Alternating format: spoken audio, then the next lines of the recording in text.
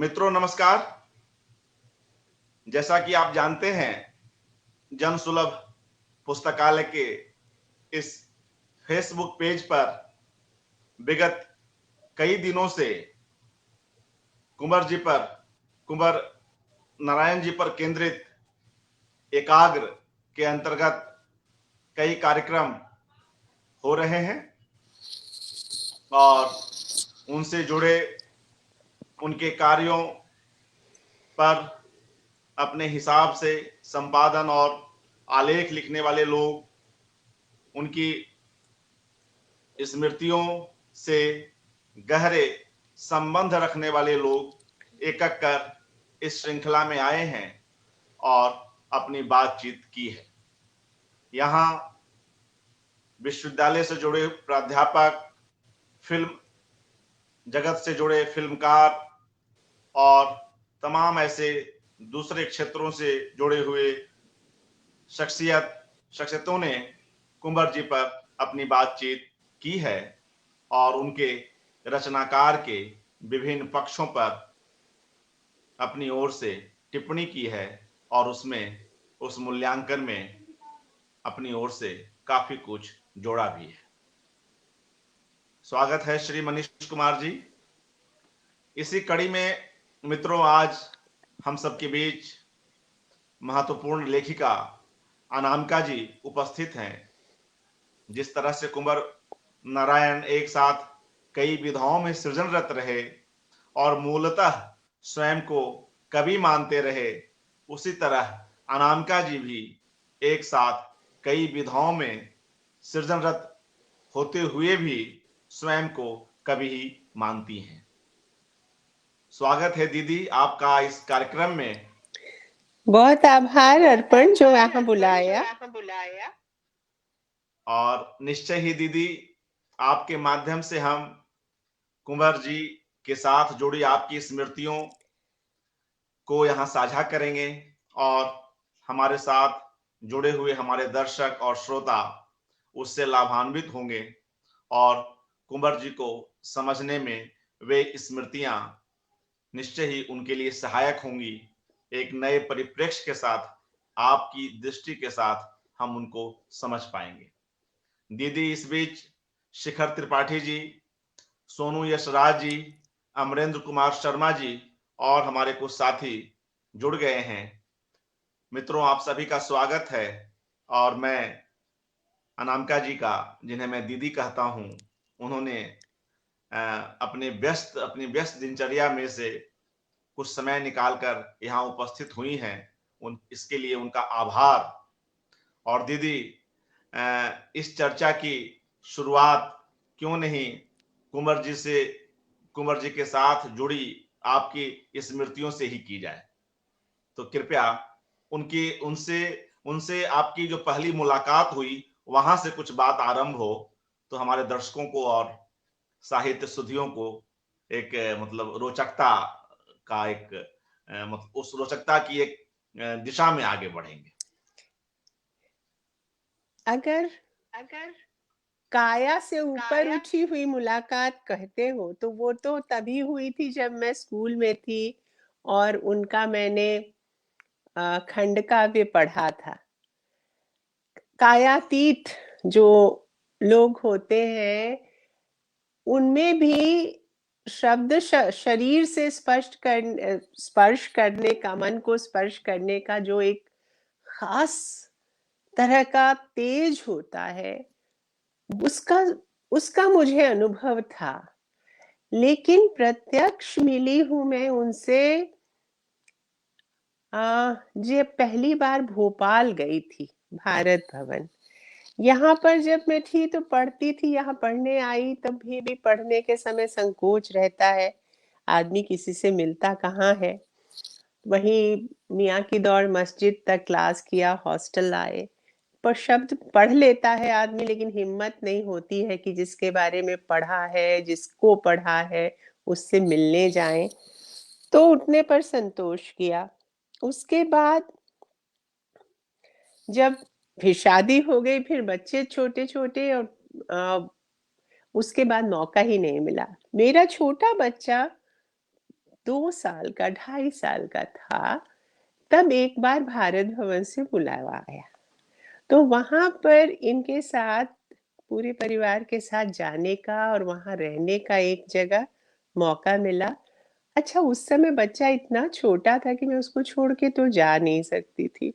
तो वो गोदी में चिपका चिपका हमारे मेरे साथ ही बैठता था। हम तब ट्रेन में चला करते थे, तो हम दो, अब उतने छोटे बच्चे का अलग से तो रिजर्वेशन होता नहीं, तो हम ना कलेजे में उसको उसी बर्थ में साट लेते थे और उसको बांध एक तरह से अपने दुपट्टे में बांध के रखते थे कि नीचे बीच वाले बर्थ में मल मिली थी जगह, तो डर लगता था कि नीचे न गिर पाए, तो बांध लिया था।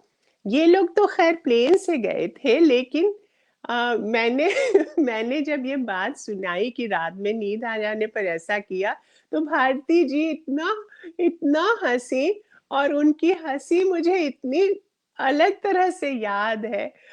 कुंवर जी हंसे तो नहीं, लेकिन उनकी आंखों में जितना गहरा वात्सल्य, वो आंखें झील, सचमुच की झील थी। और जैसे पेड़ के नीचे बैठने पर कितना भी थका हुआ मन हो शांत हो जाता है, उसी तरह से उनके पास बैठने पर ऐसा लगता था कि थिरा गया आदमी, सारे क्लेश, सारी तकलीफें धुल गईं। गोरकी के उपन्यास में एक प्रसंग है, उनके उपन्यास में, उनकी जीवनी में, जिसमें कि थक के आता है फैक्ट्री का एक बच्चा।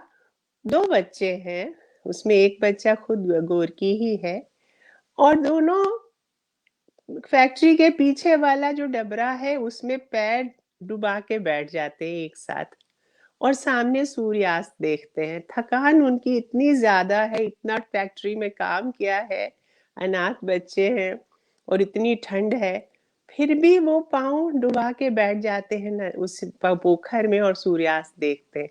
कुछ कुछ वैसा ही एहसास मुझे भारती जी और कुंवर जी के साथ बैठे हुए होता था। जब भी मैं बैठी, और इसकी पहली सूक्ष्म अनुभूति मुझे भोपाल के उस होटल में हुई थी जहां पर उन्नयन के साथ में गई थी।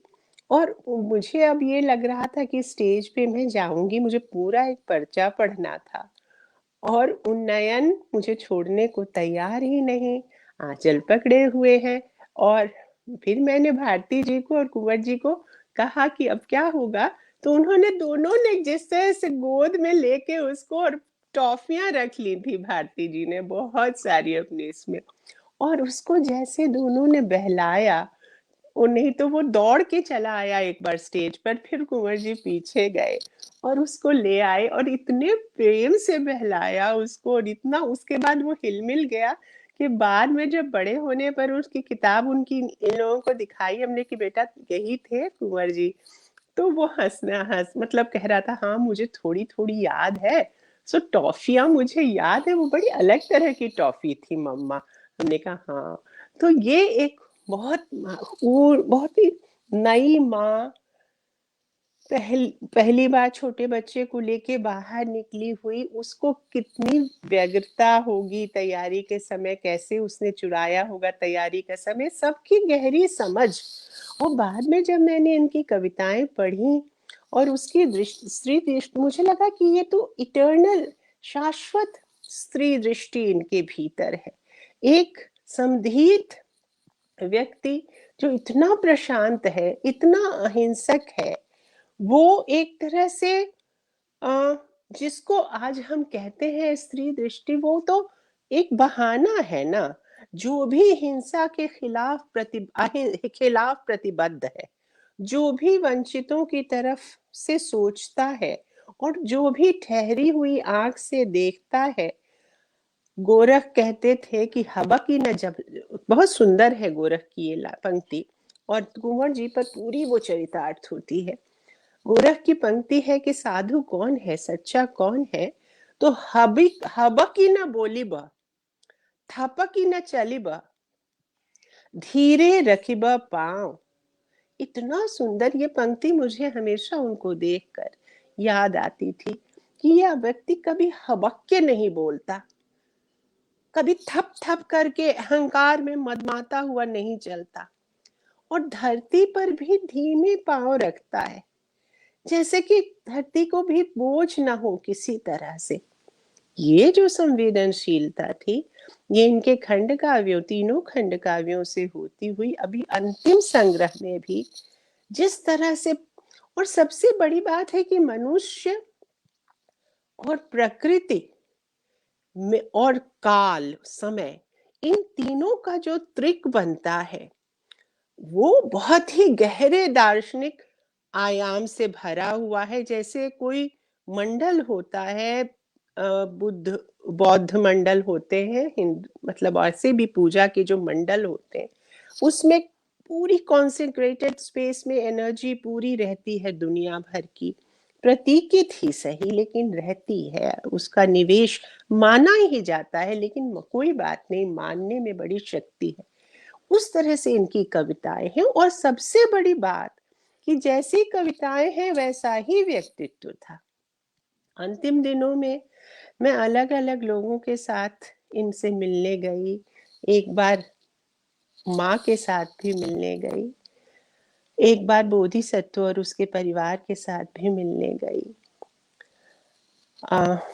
आभा बोधिसत्व के साथ।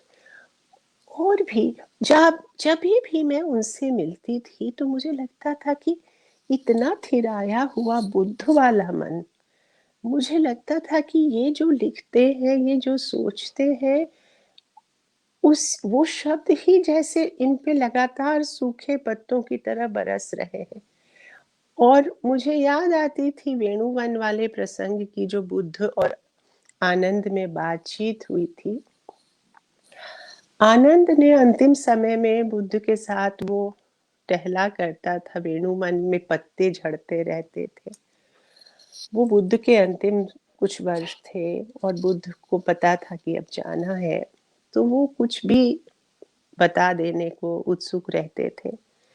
तो आनंद ने पूछा कि क्या आप सब कुछ मुझसे साझा कर चुके? बुद्ध ने कहा बहुत कुछ साझा किया, लेकिन कुछ जो है वो मौन की सरहद में है। वो साझा मतलब अनुभूति गम्य है, वो शब्द गम्य नहीं है। तो कितना उसने, आनंद ने कहा कि कितना साझा किया?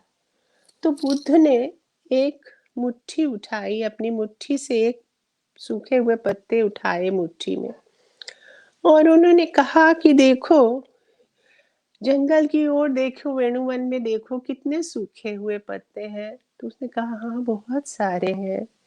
तो कहा और हाथ में मेरे कैसे कितने हैं? तो उसने कहा कि हैं। तो कहा कि उतने ही प्रश्नों के उत्तर मैंने तुम्हें दिए हैं, और उतनी ही बातें जियो, अकथ कहानी प्रेम की, जैसे अगर कबीर से शब्द उठाएं तो जो अकथ है संसार में, उसका बहुत छोटा सा प्रतिशत कहा जा सकता है, कम्युनिकेट हो सकता है। और झीसियों की तरह, सूखे पत्तों की तरह, ओस की बूंद की तरह जब सत्य बरसने लगे किसी के व्यक्तित्व पर, शब्दों में छुपा हुआ रस बरसने लगे, या उसकी जो रस से भी ऊपर उठकर विरस हो जाने की स्थिति है, वह बरसने लगे, मौन बरसने लगे, तो व्यक्ति महानता की सरहद छूने लगता है, वो पूर्णतः अहिंसक हो जाता है।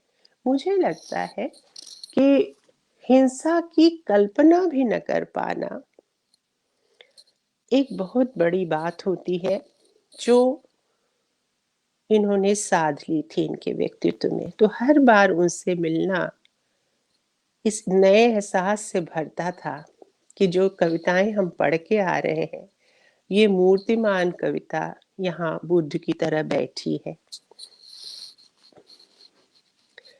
यही है। और उनको बहुत आंखों में उनके ममता इतनी थी, आंखों की ममता मुझे हमेशा याद है। जब अमीर खुसरो पर मैंने उपन्यास की सोची, तो सिल्क रूट पर से जुड़े हुए उनकी एक किताब थी उनकी लाइब्रेरी में, और उन्होंने वो सिल्क रूट से जुड़ी हुई किताब मुझे दी थी। मुझे सूफियों के बारे में पढ़ना था, तो एक दो दिन के लिए ही सही मैं वो ले गई थी, और वो अमीर खुसरो लिखने के थोड़ा पहले की बात, काफी पहले जब शुरू किया था लिखने में तो काफी वक्त लग गया, लेकिन जब पहली बार बीज आया होगा मेरे मन में तो उस समय मैंने वो सिल्क रूट वाली किताब ध्यान से पढ़ी थी।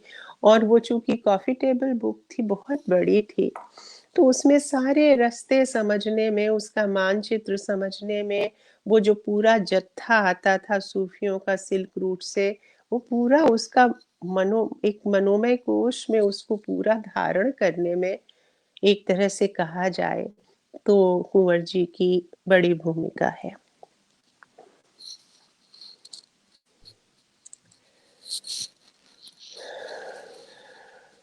जी दीदी, बहुत ही मन से और उस आत्मीयता से आपने कुंवर जी को याद किया। यहाँ एक चीज जिसकी ओर आपने संकेत भी अपनी बातचीत में संकेत किए, फिर भी हमारे दर्शकों को थोड़ा स्पष्ट करते हुए इस पर भी हम कुछ चर्चा कर सकते हैं कि बिल्कुल शुरुआती दौर के कुंवर जब आप मिली उनसे और अपने एक दूसरी परिस्थिति में जो एक व्यक्ति के साथ कई बार अंतिम दिनों में जिस तरह से स्थितियां बिगड़ती हैं, तो उन दो अलग अलग अवधि में उनकी बातचीत के विषय किस तरह थे या फिर वे क्या सोचा करते थे, उस दोनों स्थितियों को हम देखें तो उनसे संवाद के विषय किस तरह के थे, क्या उनमें कुछ परिवर्तन थे? नहीं, उनमें चिड़चिड़ाहट या अकुलाहट तब भी नहीं थी जब वो पढ़ने में उनकी आंखें, मतलब वो मिल्टन की स्थिति में या होमर की स्थिति में जब चले गए थे और आंखें स्पष्ट, मतलब सिर्फ अंतर्दृष्टि उनके पास रह गई थी और आंखें उस तरह से कुछ पढ़ नहीं सकती थी, कविताएं भी उन्हें डिक्टेट करानी पड़ती थी, जो उनके बहुत ही, वो तो बिल्कुल ही उनका ही रूप है, उनका उनका पुत्र भी। और वो जिस तरह से उनकी कविताओं के डिक्टेशन लेते थे अपूर्व या भारती जी, तो उस स्थिति में भी जब मिल्टन ने भी घबरा के कहा और सोनेट लिखा टू द ब्लाइंडनेस, तब तब उससे उस स्थिति में भी प्रश्नाकुलता होमर में भी आ गई थी कि क्यों मेरी ऐसे ज्योति विरत मेरा जीवन क्यों। लेकिन और अंत में, लेकिन जिस तरह से मिल्टन कहते हैं कि they also serve who only stand and wait, तो जिस दार्शनिक गरिमा के साथ अपने ही आत्मसंघर्ष से जूझते हुए मिल्टन ऐसा कह पाए, पूरा पैराडाइज लॉस्ट लिखने के बाद उस प्रश्न का जवाब टटोल पाए, क्योंकि उसका थीम ही है पूरा पैराडाइज लॉस्ट के बाद जब उनकी आंखें गईं, to justify the ways of God to man. तो प्रश्नाकुल व्यक्ति जब प्रकृति से या अनंत से या जो भी आप उसका नाम दीजिए, क्वांटम फिजिक्स जो उसको गॉड पार्टिकल कहता है, उसको, उससे जो भी सवाल, या अपने ही किसी हायर सेल्फ से आदमी जो सवाल पूछता है अस्तित्व को लेकर, उसके उत्तर पाने के पहले की अकुलाहट बहुत बड़ी होती है और अक्सर वो कहीं ना कहीं छलक जाती है, हल्की चिड़चिड़ाहट में, उदासी में और बेचैनी में। मैंने ऐसी बेचैनी इनको अपने लिए कभी नहीं देखी। दंगे होते थे, युद्ध होते थे, कोई अपमान की राजनीति खेल जाता था, कोई खास तरह के औद्धत्य का शिकार हो जाता था, हिंसक हो जाता था, तो वे व्याकुल होते थे, लेकिन अपने लिए शरीर के पार हो जाने पर कोई चिंता हो, ऐसा मुझे कभी दिखाई नहीं दिया। वो इतने ही धीर, क्योंकि वो एक जिसको पुराने समय में रियलाइज सोल कहते थे, अपने जीवन में मैंने कुछ ही रियलाइज सोल्स देखे हैं जिनको पुराने ढंग के लोग कहते थे कि हाँ, इसने सृष्टि की समझ पा ली है, सृष्टि को आत्म में परावर्तित कर लिया है। ऐसे कुछ ही लोग मुझे दिखाई दिए थे जिनकी सारी तू मैं मिट चुकी हो। ऐसे लोग मुझे कम ही मिले हैं। मैं देखती हूँ आँख खोल के चारों ओर, लेकिन उम्मीद करती हूँ अर्पण कि आपकी पीढ़ी में नवल पुरुष ऐसे कुछ होंगे, क्योंकि आप लोगों की समझ भी कम से कम इसलिए इतनी गहरी हो गई है कि आपने समझ लिया है कि हिंसा से, प्रतिहिंसा से क्या हो जाता है। इतना उत्पात, इतना इतना इतनी ज्यादा विषम परिस्थितियां आप लोगों ने देखी हैं कि अब आप लोग संभल गए हैं। प्रेम का महत्व शायद इस पीढ़ी या आपके बाद की भी पीढ़ी समझ पाए, और उसमें भी धीरोदात्त नायकों का विनय और सहिष्णुता आ जाए। लेकिन पुरानी पीढ़ी में सामंतशाही के, उग्र पूंजीवाद के, और कहीं कहीं तो तानाशाही के भी रंग अक्सर दिखाई दे जाते हैं। किसी से भी बात करने चलिए, किसी पुराने आदमी से, तो वो 10 मिनट में समझ में आ जाता है कि उसका लिंग पूर्वाग्रह है, वो औरतों को कैसे समझता है, वो अपनी जाति से बाहर के लोगों को क्या समझता है, वो गरीब लोगों को कैसी हिकारत से देखता है। वो ये नहीं समझता कि इसको कुछ, इसका हिस्सा लेके हम बैठे हैं इसलिए वो वंचित है। उसे कोई अपराध बोध नहीं होता और उसको लगता है कि अगर कोई वंचित है तो अयोग्य है। ये वो नहीं सोचता कि कोई वंचित है तो उसको मौका नहीं दिया गया है, उसके भीतर के बीज का विकास हम लोगों ने ऐसा परिवेश नहीं बनाया कि विकास हो। हमने साधनों का सही बंटवारा नहीं किया, हमने श्रम की गरिमा नहीं समझी, इसलिए इस तरह की बातें हैं। ध्रुवांत हैं दो तरह के। इसको लेकर लोग शर्मिंदा नहीं होते कि हम अगर प्रिविलेज्ड हैं तो हम शर्मिंदा हो, हमें लगे कि हमें कुछ अतिरिक्त करना चाहिए।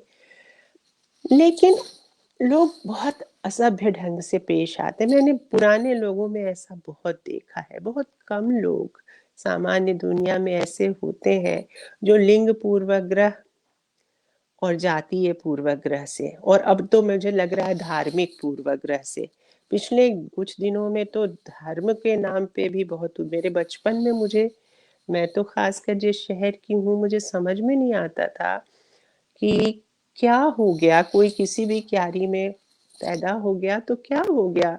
अपने वैविध्य में हर व्यक्ति किसी न किसी तरह से सुंदर है, हर धर्म किसी न किसी से सुंदर तरह से सुंदर है। लेकिन ये मेरे देखते देखते ही हो गया कि धार्मिक पूर्वग्रह भी भयानक बढ़ गए। लेकिन इनकी इनके पास बैठकर कभी नहीं ऐसा लगा कि इनको किसी को भी रिड्यूस करके, रिडक्टिव दृष्टि इनके पास है। बल्कि इनमें तो ऐसी मुझे लगता है कि हिंदी का हमारा समाज तादाद में नहीं बैठा पाया बहुत सारे ऐसे लोगों से जो कि पढ़े लिखे संभ्रांत परिवारों में पैदा हुए थे और संयोग से वो समृद्ध थे। जैसे निर्मल वर्मा के प्रति, या कृष्ण बलदेव वैद के प्रति, या अज्ञेय के प्रति, या कुंवर जी के प्रति। आभिजात्य का कुछ अशोक वाजपेयी के लिए भी आभिजात्य का एक आरोप हमेशा रहा है। लेकिन हम ये अगर उनका वैयक्तिक आचरण देखें तो हमें ये लगता है कि किसी क्यारी में पैदा हो जाना किसी अपने हाथ में नहीं होता। अगर ये वंचित के लिए बात सही है तो समृद्ध जो संपन्न है उनके लिए भी ये सच है, जो सवर्ण है उनके लिए भी ये सच है इन चीजों में तो अपना वश नहीं है कि कोई किस क्यारी में पैदा हो गया, संयोग शासित हैं ये बातें। लेकिन अगर आप उस क्यारी में पैदा हो गए और आप इसके लिए एक्स्ट्रा माइल चलते हैं, आप उस इसके लिए आप अतिरिक्त रूप से आप कुछ करना चाहते हैं वंचितों के लिए, तो आपको बहुत गहरा क्रेडिट मिलना चाहिए। और डी क्लास हो जाना या जातीय और लिंग पूर्वाग्रह से ऊपर उठ जाना इतना आसान भी नहीं होता। जो व्यक्ति ऐसा कर जाता है वो विशिष्ट व्यक्ति होता है, और ये वैसा कर पाए। कम से कम निर्मल वर्मा, अज्ञेय और कुंवर जी के लिए तो धीरे धीरे ये बात सबके सामने स्पष्ट हो गई कि चाहे क्यारी में वो कहीं भी पैदा हुए हो, वो उतने ही उनके अपने थे जिनके लिए समाज बहुत सदै नहीं रहा, और हमेशा उन्होंने उनसे गहरा संवाद बनाया और उनके लिए उनकी तरफ से सोचने की कोशिश की। एक एक पत्ता पत्ता, बूटा बूटा, अन्यथा की राजनीति के वो शिकार जिसको पॉलिटिक्स ऑफ अदरिंग कहते हैं, ये जितने किरदार उनके हैं, अगर और जिस तरह के बिंब उन्होंने लिए हैं, अगर उसका ही विश्लेषण करने बैठिए तो ये बात स्पष्ट हो जाएगी। और इसके लिए उन्होंने बहुत गहराई से पढ़ाई की थी, अपने संवेदना का, चित्त का ऐसा गहरा विस्तार किया था कि उनको उस तरह की क्षुद्रताएं घेर नहीं पाई थी। मुझे लगता है ये उनकी कवि और कथनी करनी, सोचने और समझने की एकता, ऐक्य उनको इतनी इंटेंसिटी दे पाया बाद की कविताओं में खासकर।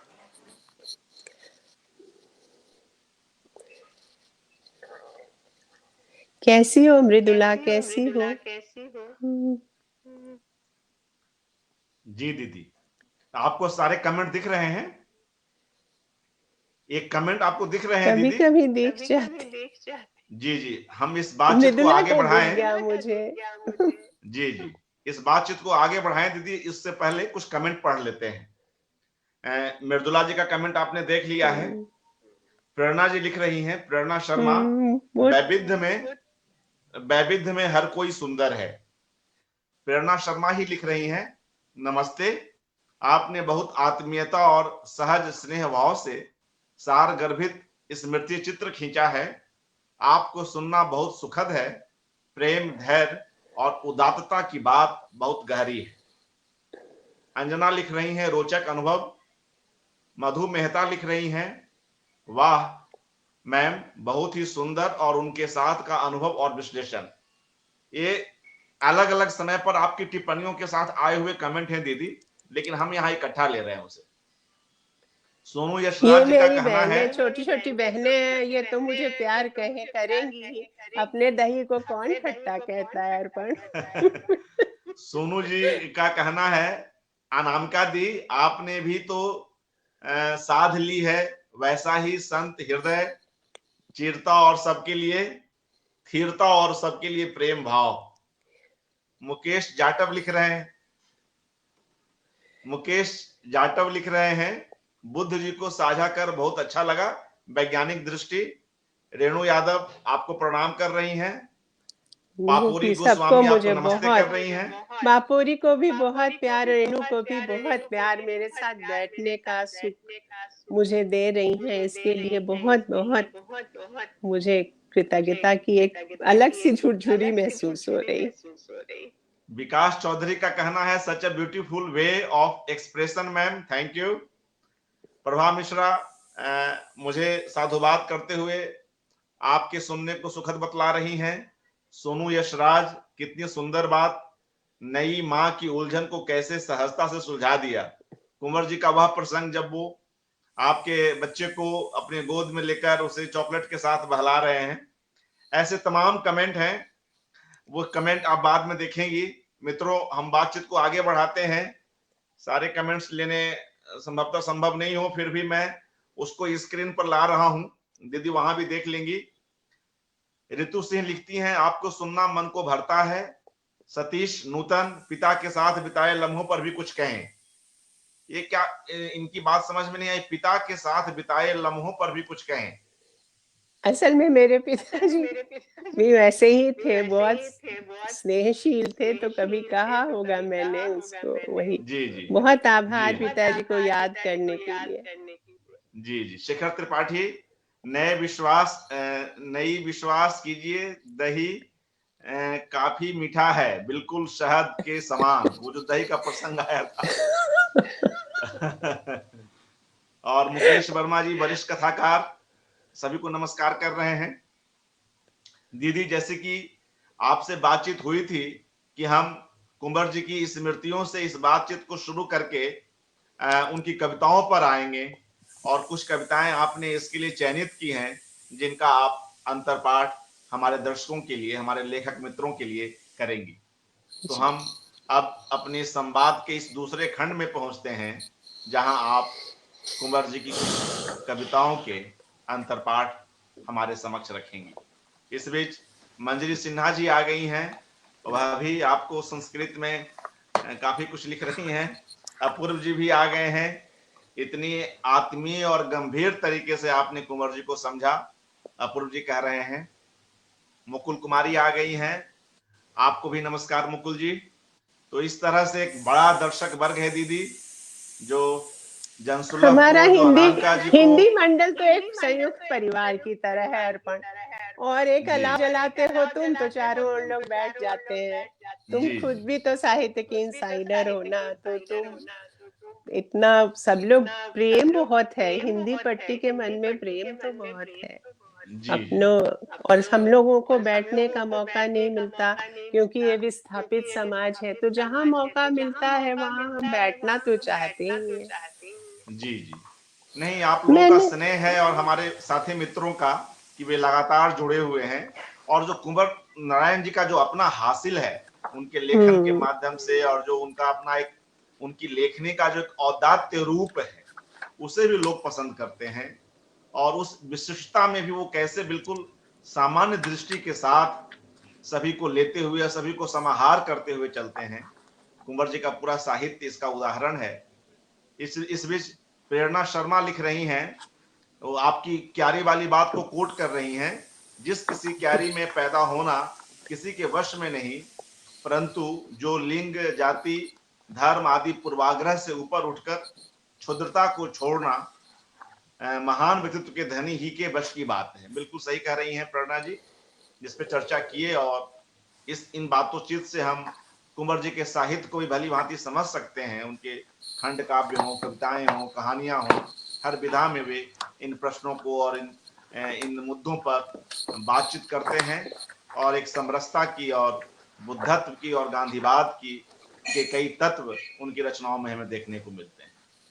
तो मैं दीदी से पुनः निवेदन करता हूं कि उनकी कुछ कविताओं का अंतरपाठ हमारे लिए रखें, अच्छा लगेगा।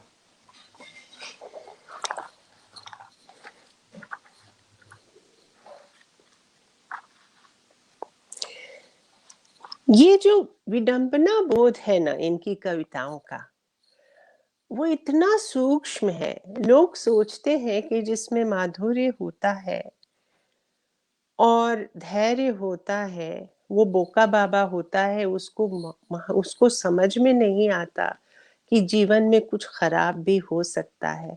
वो सबको ही अच्छा समझता है, वो सब में ही बुद्धत्व के बीच देखता है, तो क्रिटिकल फैकल्टी शायद उसकी नहीं होती विकसित।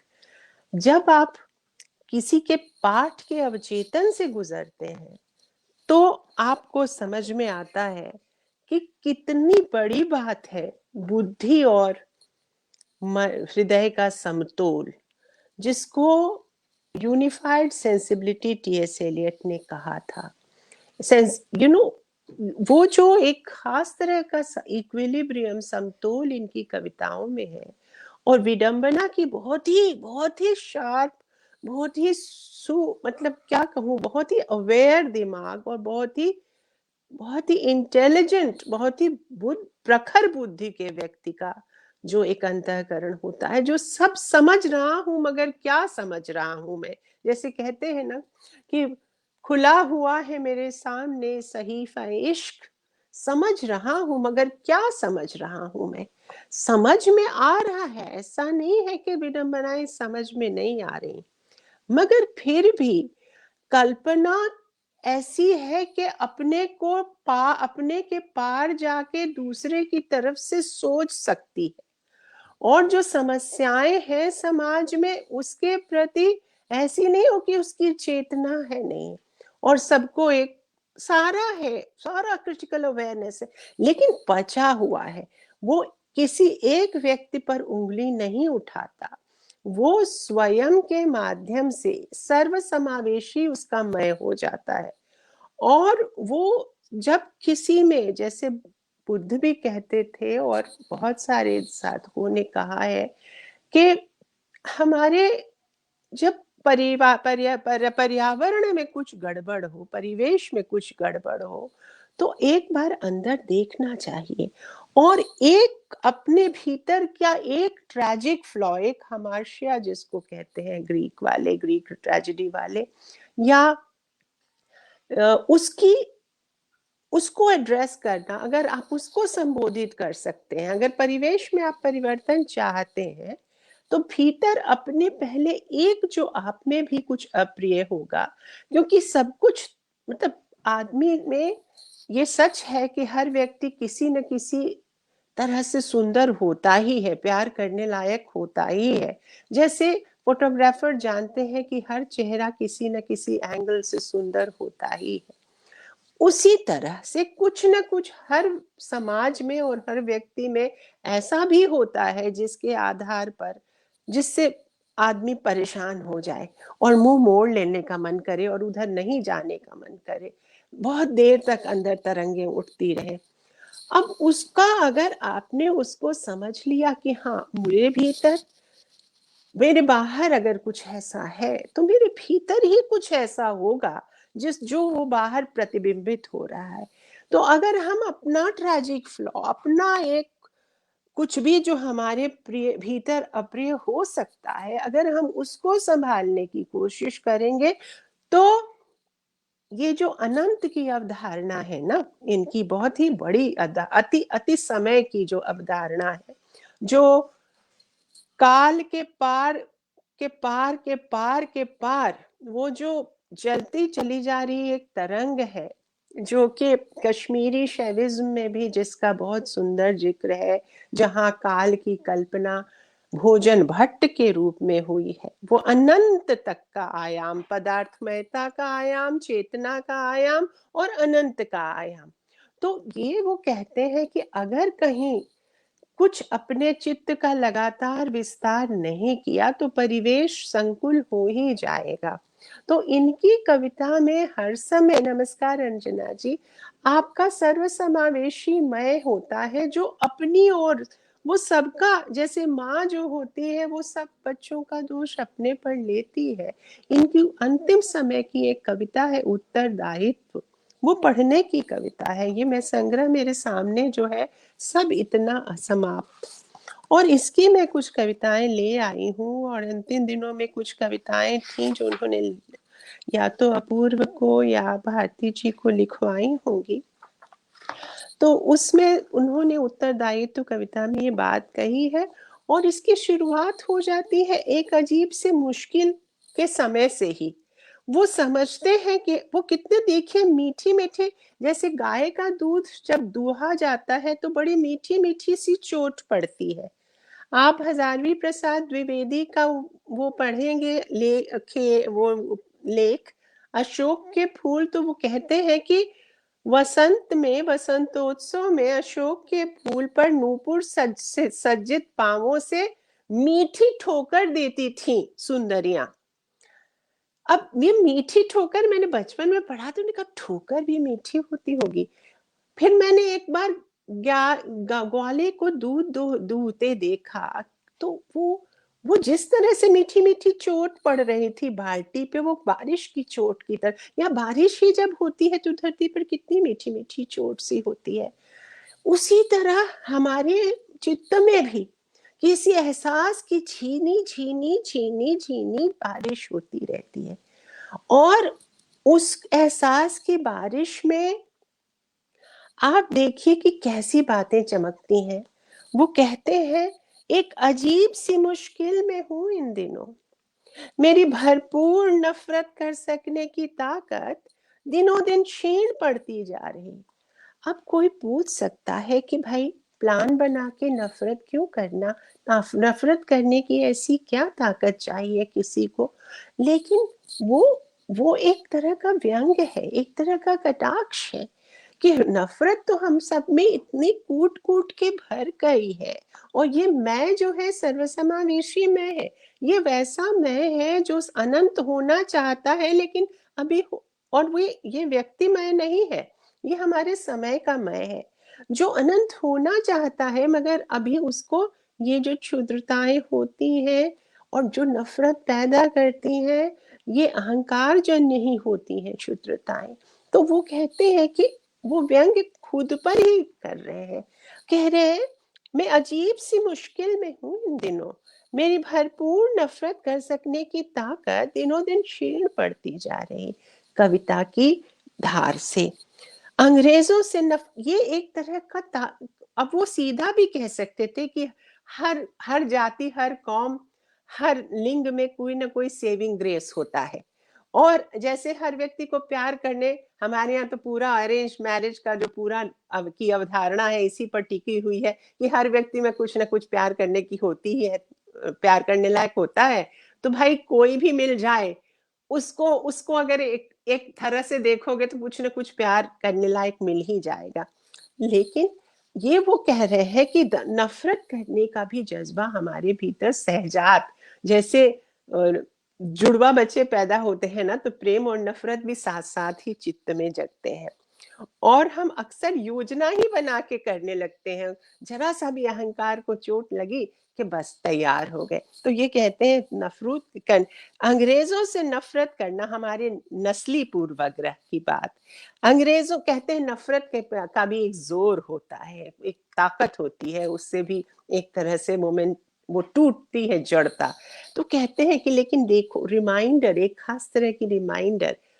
तो हमने विवेकानंद को कहीं पढ़ा था, वो कहते थे किसी माँ को अगर ध्यान से समझ लो तो बहुत समझ में बहुत सारी बातें आती हैं। अगर किसी पिता को समझाना हो कि कोई काम नहीं करना है तो वो उपदेश देता है, और माँ किससे सुनाती है। माँ कहती है, वो इस तरह से कहती है कि देखो ना, वो भी तो, उसका तो कितना ये अच्छा है, वो किसी की रेखा छोटी किए बिना उसकी रेखा बड़ी करना चाहती है अपने बच्चे की। तो वो सीधी उंगली उधर दिखाती है जिधर से उसको अपनी कमी का एहसास हो कि ये क्या मैं कर रहा था। उसको लगता है कि माँ का हृदय तो जीतना है, तो शायद इस चीज से माँ का हृदय अच्छा उसको लग रहा है करने का, किसी का उदाहरण दे रही है, तो शायद हम उसकी ओर देखेंगे तो वहां से कुछ सीखेंगे। और प्यार पाने की चाहत बड़ी नैसर्गिक होती है, लेकिन हम भी उसको भी नैसर्गिक, उसको भी घृणा से अर्जित करना चाहते हैं। अंग्रेजों से नफरत करना चाहता जिन्हें 2 घड़ी हम पर राज किया, तो शेक्सपियर आड़े आ जाते, जिनके मुझ पर न जाने कितने एहसान हैं। तो नस्ली पूर्वाग्रह और सेविंग ग्रेस की बात फिर मुसलमान लोग करते हैं कटिबद्ध होके। स्वाधीनता आंदोलन के समय तो खैर उसका एक कुछ खास प्रयोजन भी था, लेकिन ऐसे भी लोग करते हैं। मुसलमानों से नफरत करने चलता तो सामने गालिब आकर खड़े हो जाते। अब आप ही बताइए, किसी की कुछ चलती है उनके सामने? ये बातचीत का जो मनहर ढंग है, ये कितना खूबसूरत, कितना अंतरंग पूरा एक परिदृश्य रखता है। सिखों से नफरत करना चाहता तो गुरु नानक से आंखों में छा जाते और सिर अपने आप झुक जाता। और ये कम्बन, त्यागराज, मुत्तुस्वामी लाख समझाता अपने को कि वे मेरे नहीं, दूर कहीं दक्षिण के हैं, पर मन है कि मानता ही नहीं, बिना इन्हें अपनाए। और वह प्रेमिका जिससे मुझे पहला धोखा हुआ था, मिल जाए तो उसका खून कर दूं, मिलती, ये हमारा वो मन है जो अभी परिपक्व नहीं हुआ है। और ये दूसरा मन जो समझा रहा है वो मातृ मन है, और वो जो मातृ मन है वो इतने कन्विंसिंग ढंग से समझा रहा है कि खुद ही आपको अपनी मूर्खता का एहसास हो जाए, मिल जाए, वगैरह वगैरह। दिनों दिन मेरा यह प्रेम रोग बढ़ता ही जा रहा, और इस वहम ने पक्की जड़ पकड़ ली है कि वह किसी दिन मुझे स्वर्ग दिखाकर ही रहेगा। ये जो व्यंजना बोध है, अभिधा की ताकत तो इन्होंने पकड़ी ही है। और उसके अलावा जो लक्षणा व्यंजना की ताकत है, का पुराने ढंग के जो काव्य शास्त्र में ये जो 3 शब्द शक्ति की बातें कही जाती थी, बहुत ही महीन ढंग से इन्होंने साधी है। उसके अलावा देखिए, फिर ये एक, हम जिस तरह के समय में रह रहे हैं उसमें वो एक अजीब दिन का भी ख्याल आता है कि वो कैसा दिन था जब हम सुरक्षित लौट आए, हमें किसी ने अपमानित नहीं किया। दूसरा, ऊंचा उठा सिर, उसकी विवशता और छटपटाहट जिसे एक अंतहीन मृत्यु ने अपने सीने से चिपका रखा हो, उसकी लटकी हुई छाती, धसा हुआ पेट, झुके हुए कंधे। वह कौन है हमेशा जिसकी हिम्मत नहीं केवल घुटने तोड़े जा सके। उसके ऊंचे उठे सिर पर एक बोझा है, कांटों के मुकुट की तरह। बस इतने ही से पहचानता हूँ आज भी उस मनुष्य की जीत को। ये सिसिफस, और वो अजेय, हर व्यक्ति के भीतर जो अजेय शक्ति वाला मनुष्य है उसकी वंदना करने ये करने बैठे हैं। और इस तरह से वो एक तरह से उस संघर्षरत मनुष्य का की अभ्यर्थना कर रहे हैं। अब देखिए, जो थोड़ा अतिरिक्त होने की, जिसको मैंने अति समय कहा था, समय के पार जाने को, अपने तीनों खंड काव्यों में भी वो शाश्वत प्रश्न उठाते हुए समय के पार होते चले जाने की बात करते हैं। और अंतिम शायद उनकी जो कविता इन्होंने बोल कर लिखाई थी, वो भी पांच तत्वों पर इन्होंने बहुत लिखा है। अगर उन्होंने पानी पर लिखा है, हवा पे, आग पर, आकाश पे, और रागों पर और व्यक्तियों पर, कुछ इतिहास के चरित्रों पर, तो एक एक आयाम कुछ उसका, उनका अनंत वाला चेतना का आयाम और अनंत का आयाम जरूर उठाया है समय के पार जाते हुए। और देखिए, ये लिखते हैं, उतना ही असमाप्त, तो अगर मैं सच्चाई हूं तो कुछ भी खोया नहीं। घूमते फिरते जिन जगहों में वास किया, वहां यदि लौटूं तो अपने को कोई नई पहचान दे सकता हूँ। पुनः आरंभ हो सकता हूँ किसी भी संकल्प से, उतना ही सही, उतना ही प्रामाणिक, उतना ही आदि जीवन जो नष्ट नहीं होता, नया होता चलता है क्रम। एक शक्ति जो न चाहती न पछताती, ये आदमी के भीतर की वो जो ताकत है, जो कि सुपर्णा चिड़िया का जिक्र आता है, वेद में भी आता है, उपनिषद में भी आता है कि एक डाल पे 2 चिड़िया बैठी हैं, एक आत्मन है, एक परमात्मन है। एक कर्म फल टुप टुप करके खा रही है, और दूसरी चिड़िया चुपचाप, सुपर्णा चिड़िया, उसको फल खाता हुआ देख रही है। तो हमारे जो भी 2 मैं हैं, हमारे ही भीतर पूरा एक संसार है जो इड और ईगो वाला संसार है, या सुपर इड और ईगो वाला सुपर ईगो और ईगो वाला संसार है। उसकी बातचीत देखिए, वो कहते हैं कि एक शक्ति जो न चाहती न पछताती, ये दूसरी वाली सुपर्णा चिड़िया है जो किसी चीज से प्रभावित नहीं होती। आप सबके भीतर एक ऐसा मन है जो अमन है, जो बिल्कुल नहीं डोलता, जो आपको कठिन से कठिन समय में अडोल रखता है। वैसे तो मन की गति पेंडुलम वाली है ही, वो एक अतिरेक से दूसरे अतिरेक तक डोलता ही रहता है। लेकिन एक मन है, वो जो निराला कहते हैं, एक मन राम का ऐसा है जो कि नहीं, जो कि जिसको कुछ नहीं होता। हम सबके भीतर वो एक ऐसा मन है जिसका कुछ नहीं बिगड़ता, जो सूरदास का जिक्र करें अगर हम, रंगभूमि में जो अंग्रेज उसको कहते हैं कि तुमने कुटिया उठाई है, हम गिरा देंगे, तो वो कहता है हम फिर पर उठा लेंगे। फिर वो कहते हैं कि हम फिर गिरा देंगे, तो कहते हैं हम फिर उठा लेंगे। वो नेत्रहीन भिखारी भिक्षुक, उसके जो ये जिजीविषा है और उसकी जो ये गांधीवादी जड़ है, गांधीवादी जिद है, ये बजिद होना इतने खूबसूरत ढंग से, ये बहुत बहुत बड़ी ताकत होती है अमन हो चुके मन की, समय और काल की और अहंकार की सीमाओं से पार जा चुके मन की, जिसको वो कहते हैं एक शक्ति जो न चाहती न पछताती, न जिसके लिए केवल घटनाओं और संपर्कों की अपेक्षा बीतते रहने की मजबूरी। सोचता हूँ जिस शून्य को वह भी आकांक्षी है, उसी भौतिक स्पर्श का जिसने मुक्त किया था। पंकज आए हैं, ये सारा संग्रह उन्होंने, ये बहुत सारे संग्रह अंतिम दिनों में पंकज ने, उनको इतना प्यार करते थे ये पूरे अपने कुंवर जी ये सारे संचयन बनाने में, भूमिकाएं लिखने में, इन्होंने जो बड़ी भूमिका निभाई,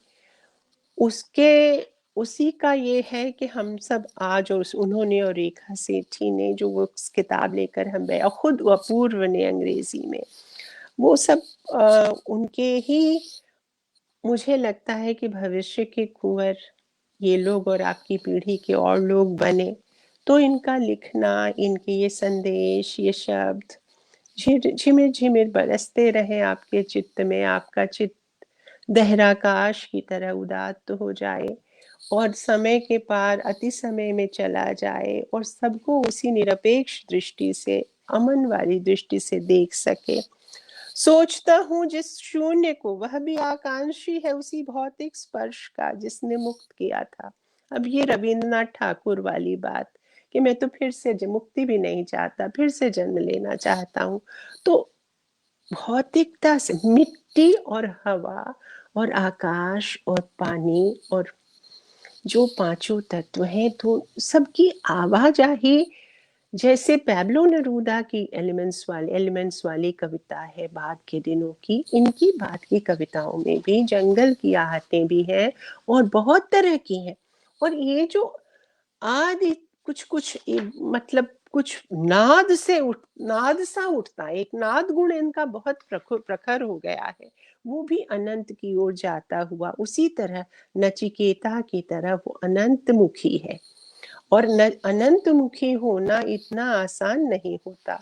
अनंत मुखी वही होता है जिसका मिट्टी से जुड़ाव बहुत घना हो। जैसे ये कहते हैं कि वह भी आकांक्षी है उसी भौतिक स्पर्श का जिसने मुक्त किया था। ये विडंबना है नहीं, ये विडंबना नहीं है, ये क्लिष्ट यथार्थ है, ये सच है। अकेले सृष्टा को उसके अकेलेपन से और ढाल दी थी पृथ्वी पर अकूत जीवन राशि।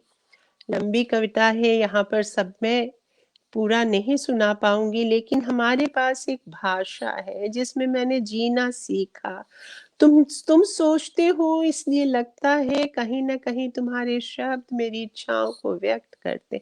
भाषा के प्रश्न पर भी इन्होंने बहुत लिखा। और एक किताब है जंगल की किताब, ये तो इतनी रोचक है, पर्यावरण की दृष्टि से भी पढ़ा जाए और शब्दों को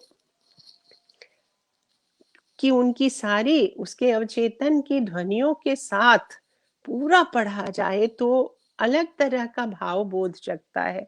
और आप कितने भी थके हो, कितने भी उदास हो, इस तरह की कविताएं आप अगर सस्वर पढ़ें तो आपके भीतर कुछ प्राणों में प्राण लौटने ही लगते हैं।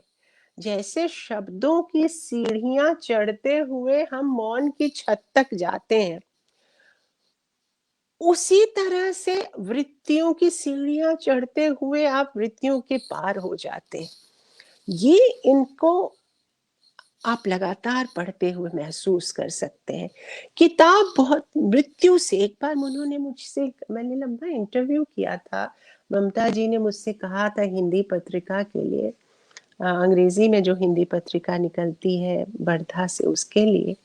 तो मैंने लंबी बातचीत की थी समय की अवधारणा पर। उस समय उन्होंने मुझसे बात करते हुए बताया था कि कैसे जीवन का एक प्रहर था जब उधर विश्व युद्ध के ध्वंस के बाद मॉडर्निज्म जगा था और सब जगह एक भूकंप की तरह सब जगह फॉर्म टूट रहे थे।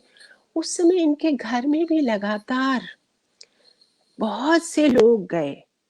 तो जो वैयक्तिक जीवन की क्षति थी और सामाजिक जीवन की क्षति थी, सब मिलाकर एक बड़ा शून्य एक विराट मन में जब रच जाते हैं तो आदमी रातों रात बड़ा हो जाता है। मृत्यु और प्रेम, ये दोनों इतने बड़े सच हैं जीवन में कि एक भी मृत्यु करीब से देख लें और एक भी प्रेम पूरे मन से पूरे समर्पण से कर लें तो आदमी सचमुच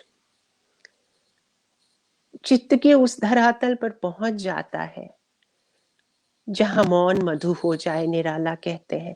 तो सचमुच यहाँ पर मौन मधु हो जाए की स्थिति कई बार ध्वनित होती है। अब देखिए, जंगल पे कविता है और बाद के दिनों में बहुत सारे अकोरवन से लेके बहुत तरह की कविताएं इन्होंने लिखी। किताब बहुत पुरानी थी, पूरी कल्पना है जंगल की किताब की तरह।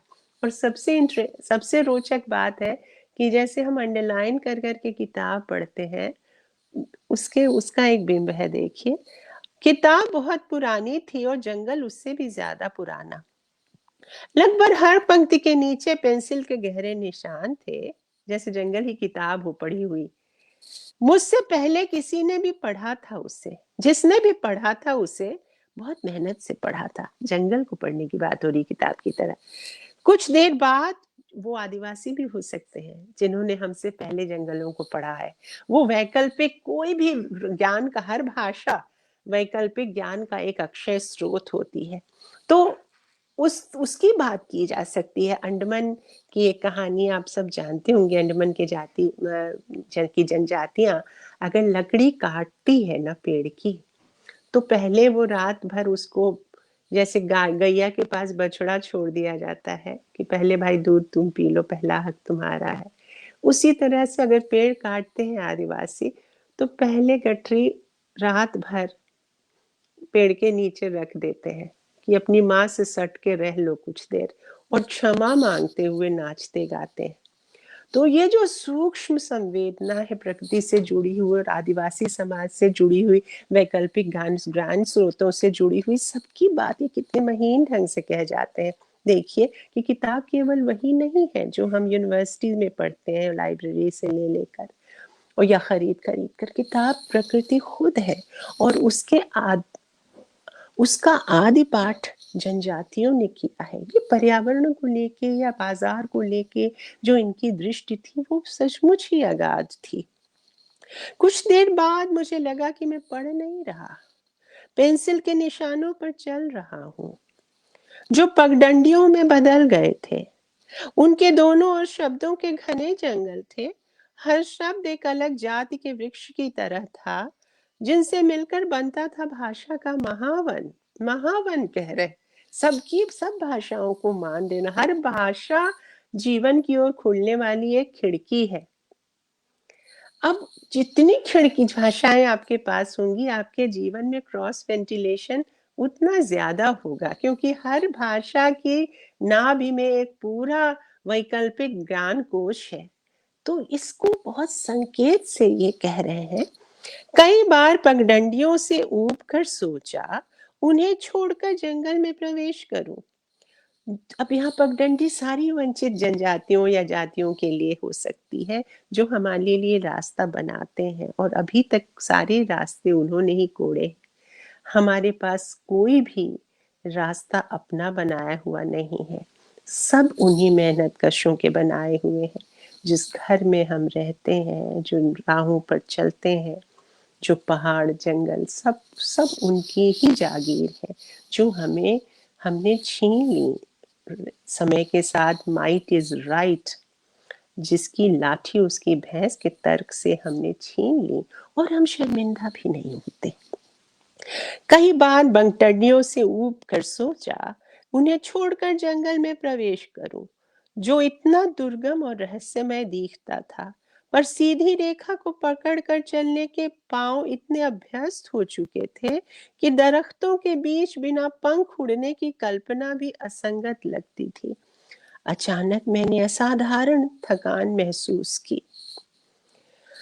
राहें और जंगल अभी भी उतने ही निगूढ़ और अपार लग रहे थे।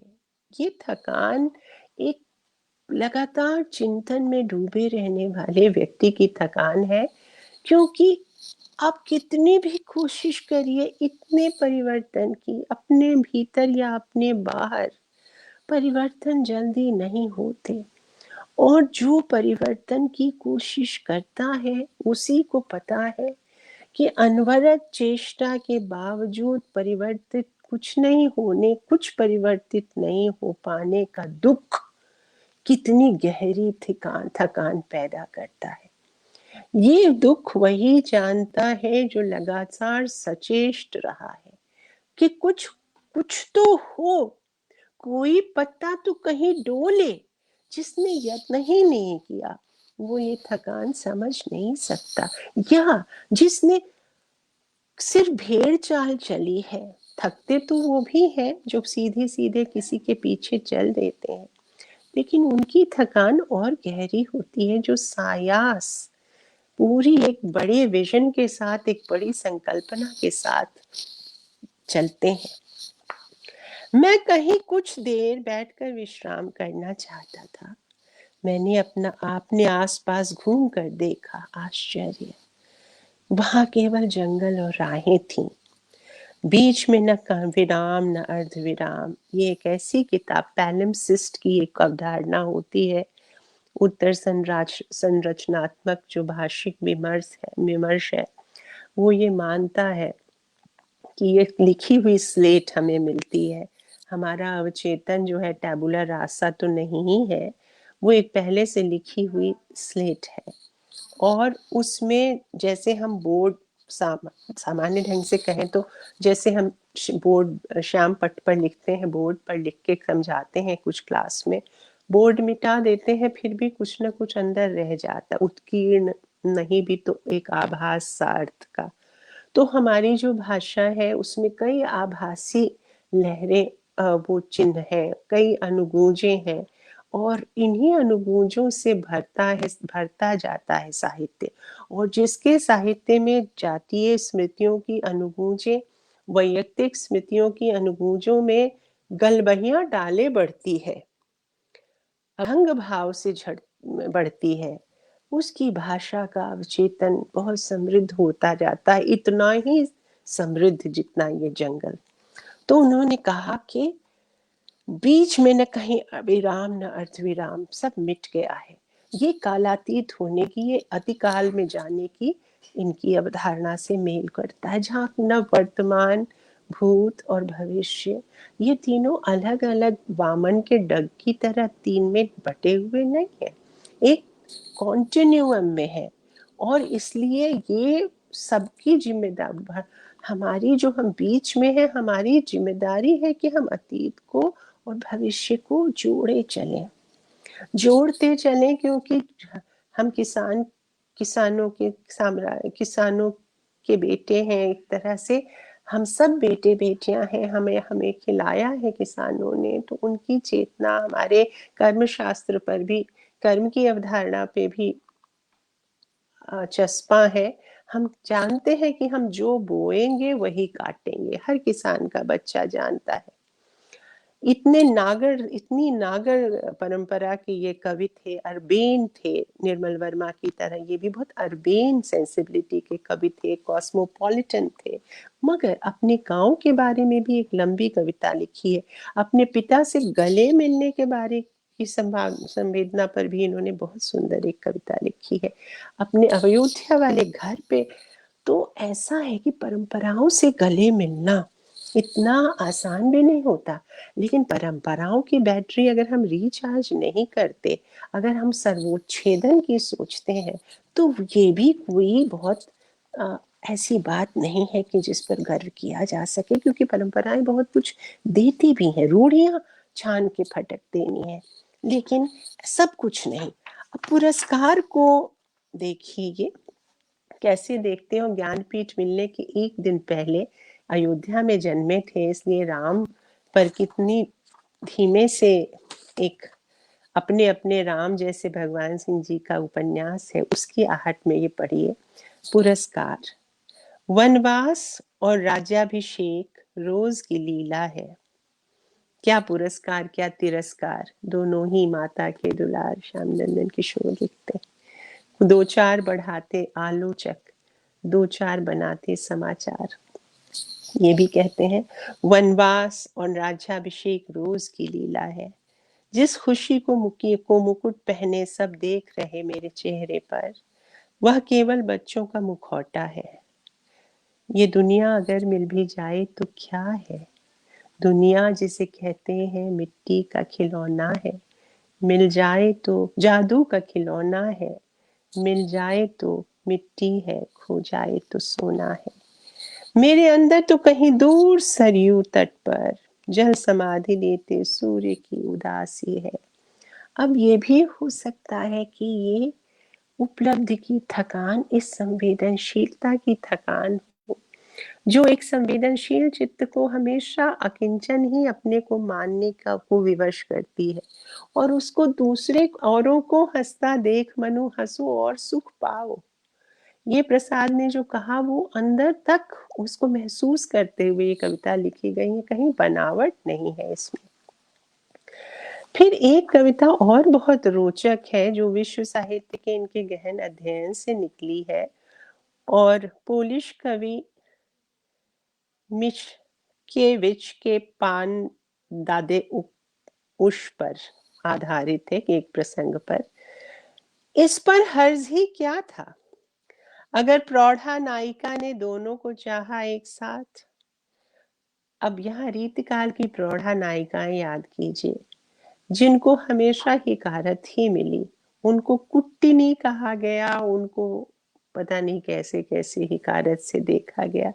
अब ये कहते हैं कि उसको बहुत अच्छे ढंग से इन्होंने हृदय और बुद्धि के समतोल पर घटित किया है इस पूरे बिंब को, कि मतलब इसको इमोशनल इंटेलिजेंस कहते हैं। कि कहने का मतलब है कि हर व्यक्ति में कुछ ना कुछ प्यार करने लायक होता है, अगर कोई ऐसा समझता है। और जैसे चेखव की डार्लिंग याद कीजिए, तो उस तरह के की मनस्थिति में कितनी व्यापक स्वीकृति देते हुए कहते हैं युवक को उसकी जवानी के लिए और वयस्क को उसकी अक्लमंदी के लिए। अगर दोनों को एक ही में पाना मुश्किल था तो दोनों को अलग अलग चाहना आखिर गलत क्यों था। तुम भले ही हंसो मिचकेविच, लेकिन सच तो यह है कि दया की पात्र नहीं। यौवन और बुद्धि के संयोग की अद्भुत उदाहरण थी तेलीमेना। मुझे लगता है ये उदात्त समय उनके ही वश की थी कि जजमेंटल हुए बिना किसी की सूक्ष्म जरूरतें समझना और किसी की भी आत्मा की जरूरत के प्रति सचेत रहना, ये मुझे लगता है इनके स्वभाव का एक हिस्सा था। और बहुत सारी ऐसी कविताएं हैं जो अमृत से थका आकाश है एक, जो कि उतना ही सुंदर, और कुछ उनके मैं कहीं और भी होता हूँ, मैं कहीं और होता हूँ, ये भी काल और स्थान के परे जाती इनकी चेतना की ओर संकेत करती हूँ। मैं कहीं और भी होता हूँ जब कविता लिखता, एक साथ साइमल्टेनिटी इज लाइफ कहते हैं फूको। तो इस तरह से वो कहते हैं कुछ भी करते हुए कहीं और भी होना धीरे धीरे मेरी आदत सी बन चुकी है। गहरी आत्म स्वीकृतियों से भरी हुई ये कविता है, और ये मननशील व्यक्ति की मेडिटेटिव पोइट्री है बहुत गहरे अर्थ में। एक जगह एक कविता है, कौन सी है याद नहीं है, जो कहता है मैं देखता हूँ और देखने को भी देखता हूँ। ये तो त्रिक बनाती हुई कविता है। ये अपने आप में बहुत महत्वपूर्ण अवस्था की अपने बाहर निकल के खुद को देखती हुई कविता। ये आसान काम नहीं होता, और गंभीरता से जीवन जीने के बाद ही सच पाता है ये कि उपक्रम कि आदमी अपने से बाहर टहलने निकल जाए और खुद को पलट के देखे। तो ये कहते हैं हर वक्त बस यही होना, जहाँ कुछ कर रहा हूँ एक तरह की कम समझी है जो मुझे सीमित करती है। अनंत जिंदगी बेहद जगह मानती है फैलने के लिए। इस फैलने को जरूरी समझता हूँ और अपनी मजबूरी भी। पहुंचना चाहता हूँ अंतरिक्ष तक, फिर लौटना चाहता हूँ सब तक, जैसे लौटती है किसी उपग्रह को छूकर जीवन की असंख्य तरंगे। ये लौटना भी बहुत जरूरी है। वो हमेशा लौटने के लिए जाना, ये अपने आप में एक बहुत बड़ी घटना है। जैसे प्रसाद कहते हैं, ले चल मुझे भुलावा देकर मेरे नाविक धीरे धीरे। अब यहाँ धीरे धीरे कितना महत्वपूर्ण है। जाना चाहते नहीं है, तट का मोह बना हुआ है, मगर फिर भी जाना है। ये तो दुचित्तापन है, ये तट के पार सब चले जाने का और तट से बंधे रहने का। ये जो एक बड़ा भाव है, विराट भाव है मनुष्य के चित्त का, इसके आपको इसकी दुविधा की तरंगे कॉस्मिक धरातल पर आपको किरणें पछकियां फेंकती हुई दिखाई देती हैं। अब देखिए फिर इस आना कविता में, आना किंतु इस तरह कि अब की पहचान में न आना, जैसे तुम नहीं, तुम्हारी जगह एक धुंध, एक कुहासा, डूबते सूरज की धूसर रोशनी को ओढ़े हुए। जीवनानंद दास जी की कविता याद आती है, अब की लौटूंगा तो, अब की अगर लौटा। इनकी भी एक और दूसरी कविता है। आना जबकि बहुत समय बहुत कम हो और अनंत अनंत पड़ा हो पाने को, कुछ मुझे बेहद जल्दी हो कहीं जाने की, और एक अजनबी रास्ता बेताब हो मुझे ले जाने को। उस वक्त आना ऐसे कि लगे किसी ने द्वार खटखटाया। ये कविता दरवाजे पर भी इनकी बहुत सुंदर है कि दरवाजे में जो रेशा है वो दीवार से जकड़ा हुआ है दरवाजा, मगर वो बाहर भी खुलता है भीतर भी खुलता है। उसके भीतर स्मृतियों का पूरा एक ग्राफ है, उसके जो भीतर रेशे होते हैं उसमें। और फिर भी वो कभी बाहर देखता है दरवाजा, कभी भीतर देखता है। ये दुचित्तापन, मनुष्य के चित्त का दुचित्तापन, ये बहुत ही मानवीय है और बहुत उस पे एक गहरा तादाद में हम सबको होता होगा। उस वक्त आना ऐसे कि लगे किसी ने द्वार खटखटाया, कोई ना हो पर लगे कि कोई आया। इतना आत्मीय, इतना अशरीर, ऐसे जैसे हवा का एक झोंका, और मुझ में समा कर निकल जाना, जैसे निकल गई एक पूरी उम्र। अब ये उत्प्रेक्षा है अलंकार, ये उत्प्रेक्षा का इतना सुंदर सुखद सुभग प्रयोग है। उम्र की तरह निकल जाना, मुझे मेरे भीतर मेरा इतना आर पार है, खिड़कियों की तरह दो खिड़कियां मेरे आसपास खिली हुई हैं, मुझसे आकर बहना और दूसरी खिड़की से निकल जाना। उम्र इसी तरह निकल जाती है। आ गया जो महाजन न टल पाएगा, बैठकर यूं न चोटी गुथाती रहो। आ गया जो महाजन न टल पाएगा। ये गुजरने का यहाँ पर कोई अफसोस नहीं है, ये गुजर जाने को प्रकृतस्थ करता हुआ एक विराट अनुभव है। अकेली खुशी, अब अकेलेपन के और समारोह के पूरे द्वंद्व को कितने अच्छे ढंग से ये कविता खुश करती है। लगता है प्रकृति नहीं, यह कोई आदिम महोत्सव है आज, जिसके किसी जादू टोने के असर से मैं खुश नहीं खुश सा पड़ गया हूं दो क्षण।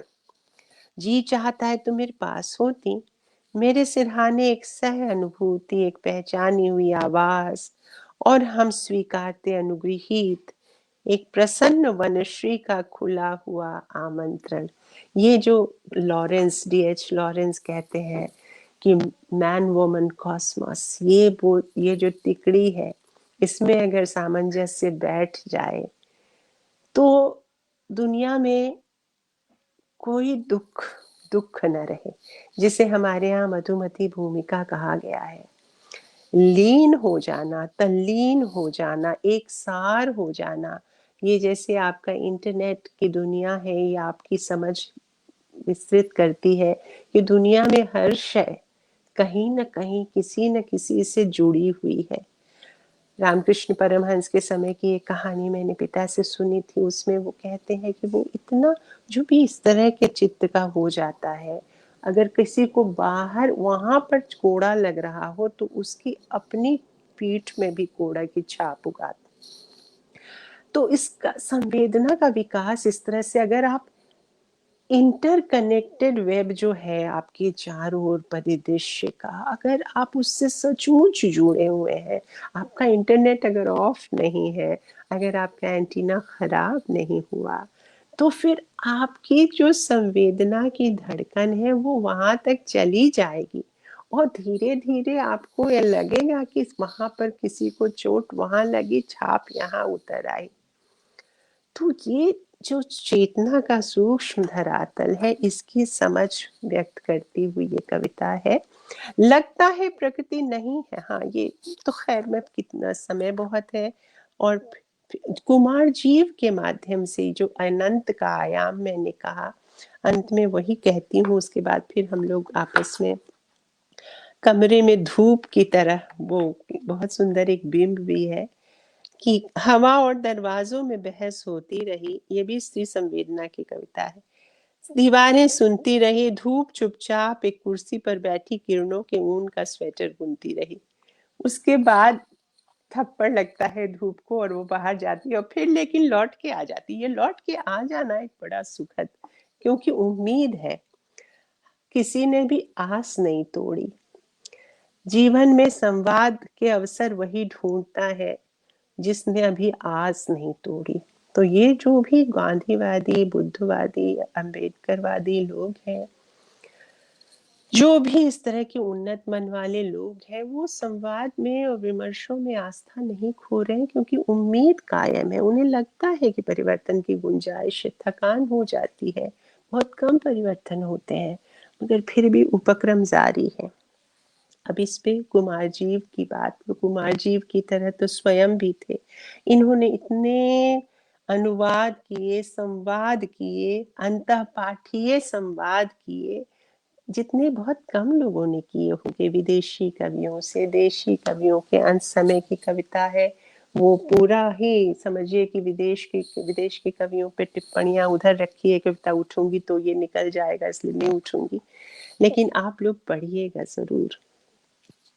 वह एक विचार का जीवन है, फिर से दिया जा सकता है कुमार जीव को, और यहाँ का पर आप कुमार जीव के बदले कुंवर जी लिख सकते हैं, आप भर सकते हैं इसको। फिर से जिया जा सकता है कुमार जीव को, कुंवर जी को, जैसे उसने जिया था तथागत को। ये जो दिए से दिया जलने की बात होती है, ये जो सूफी मशाल यात्रा की बात करते थे, क्योंकि कोई भी बुद्ध या कुमार जीव कभी भी मरता नहीं। एक प्रज्वलित आत्मा कितने बुझे दिए जला देती है। वह एक विचार का जीवन है जिसे जिया जा सकता है कभी भी उसके समय में जाकर या उसे अपने समय में लाकर।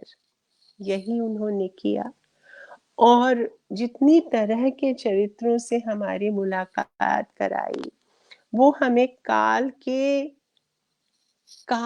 अलग अलग आयाम और सत्य के अलग अलग आयाम अपनी पूरी संजीदगी के साथ बहुत हौले से, थपकी न चली बा, हबकी न बोली बा, धीरे रखिबा पांव वाले भाव से उद्घाटित करके चले गए। और जितनी बार हम अच्छी कविता, ऐसी अच्छी कविता पढ़ते हैं, हर बार एक नए तरह का अर्थ उससे उद्घाटित होता है, क्योंकि पेड़ की छाल में जितने वलय होते हैं ना, उस वलय में एक अलग अलग कहानी होती है। इसे शब्दों के अंदर भी बहुत वलय होते हैं, ध्वनियां जिसको कहते थे आन। तो ध्वनियों की बात, रसों की बात, रसों में तो ये शांत रस की बात आनंदवर्धन में ध्वनियों की जो बात की थी, ध्वनियां अनंत हैं इनके यहाँ। पर रसों में मुझे लगता है कि नव रसों में शांत रस ही इनका स्थायी भाव है, और वात्सल्य भी शायद। ऐसे मनीषी मननशील कवि को जब भी थकती हूँ, बहुत गौर से पढ़ती हूँ, और मन में कहीं कुछ खिलता है, कहीं कुछ चटकता है, जीने की शक्ति फिर से पछकियां फेंकने लगती है। गहरी थकान के क्षणों में हमको ताकत देने वाली ये कविताएं हमें अपने बिछौने के तकिए के नीचे रखनी चाहिए, जो किताबें उनमें हैं। आप हमारे हिंदी समाज के युवक युवतियां, आप सबके भीतर एक कुंवर जी हैं, जैसे कुंवर जी के भीतर एक कुमार जी थे, और ये परंपरा, ये मशाल यात्रा इसी तरह कायम रहे। पंकज जी, रेखा, अपूर्व जी, और हमारे और भी बहुत तेरे साथी, युवा साथी, जिस तरह से उनका पुनः पाठ लगातार प्रस्तुत करते रहे, उसके लिए मैं हृदय से उनके प्रति अपनी कृतज्ञता व्यक्त करती हूँ। इनका जो गद्य है, गद्य कवि नाम निक्षावदंती, ये भी पढ़ने के लायक है। उसमें भी अंतर वलय इतने अधिक है, जैसे एक इनका कुएं की चुप्पी, एक छोटा सा वो है।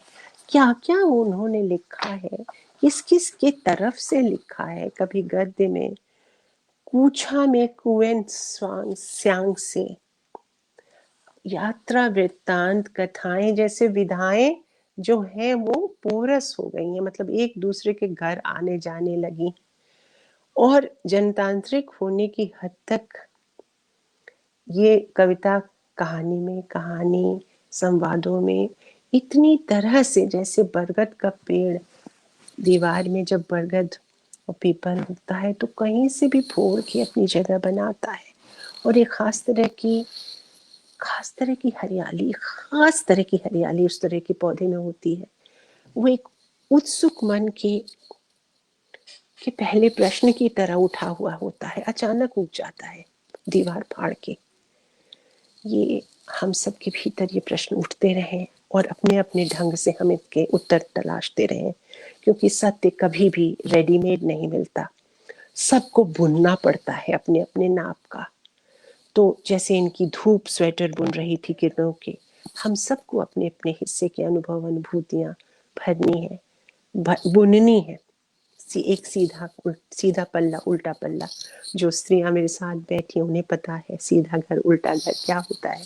तो हम इसी तरह समय के दो धाराएं बुनते चले जाएं, बुनते चले जाएं। फिर हो सकता है कि कुमार जी या कुंवर जी जिस अनंत की बात करते हैं उसकी एक झलक हमें मिले, और हम में भी अनंतमुखी होने का जज्बा जग जाए। धन्यवाद। रंजना, धन्यवाद।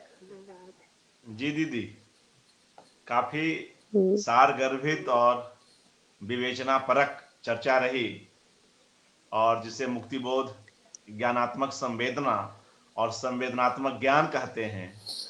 और संयोग की बात देखिए कि उन मुक्तिबोध ने कुंवर जी की कविताओं पर लिखा भी है। तो उसी ज्ञानात्मक संवेदना और संवेदनात्मक ज्ञान के साथ आपने इतनी सारी बातें की, और काफी कमेंट्स इस बीच आए हैं। तो एक बार, क्या आपको सारे कमेंट्स दिख रहे हैं या नहीं दिख पा रहे हैं दीदी?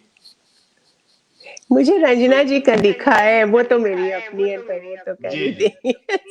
जी, और मैं कुछ पढ़ लेता हूं इस बीच। मधु मेहता जी का कमेंट नहीं पढ़ रहा हूं, नाम पढ़ रहा हूं, क्योंकि काफी कमेंट्स हैं, वो बाद में आप देखेंगी।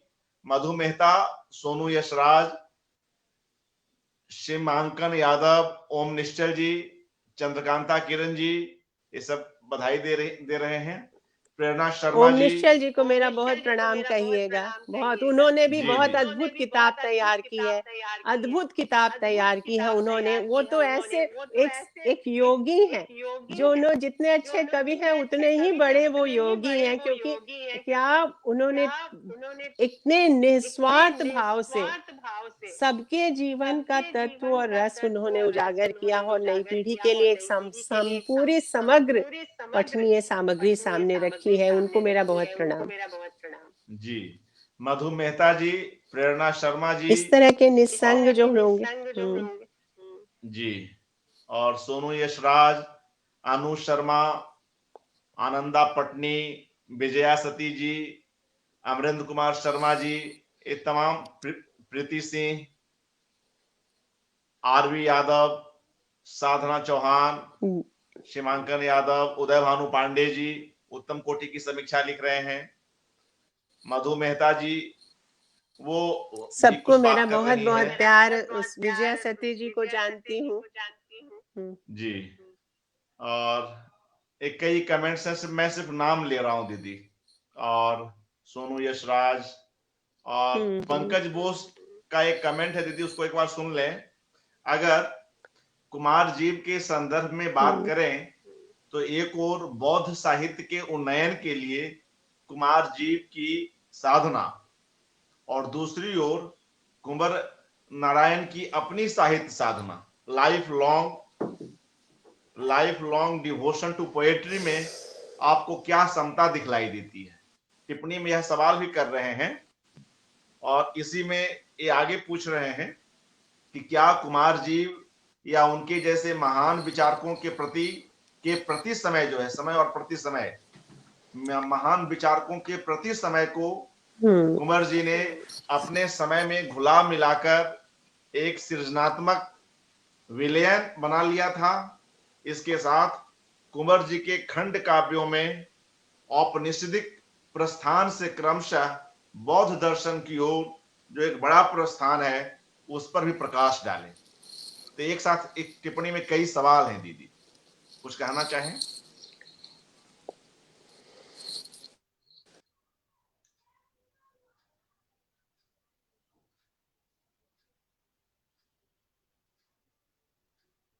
दीदी,